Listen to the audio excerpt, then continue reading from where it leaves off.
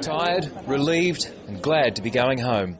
First few days it was all, out in the riots, whatever else. We got tear gassed a couple of times. It was quite novel. But now it's just sort of horrible. Janelle Buckley has been trying to get out of Egypt since she arrived on Friday night, and her taxi driver dropped her in the middle of the riots. In a strange way, I'd have to thank the taxi driver because it was enough for me to realise that this was serious. Sam Hirschfelder's day trip to the pyramids ended in a nightmare. And we got back at about 6:30 and we just could not get back to our hotel. We got shot at by police because it was dark and they, obviously mistook us as protesters.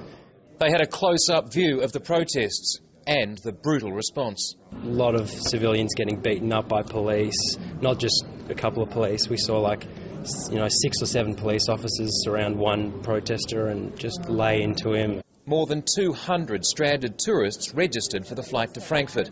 There'll be another flight tomorrow.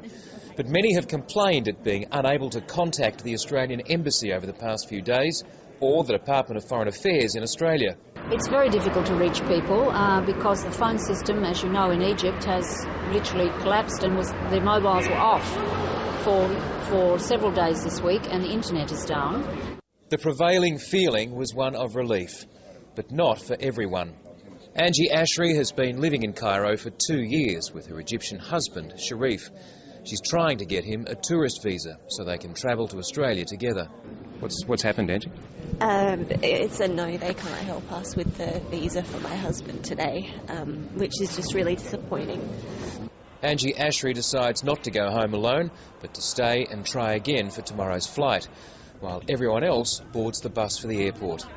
As they drove away, Cairo was about to explode. Ben Knight, ABC News, Cairo.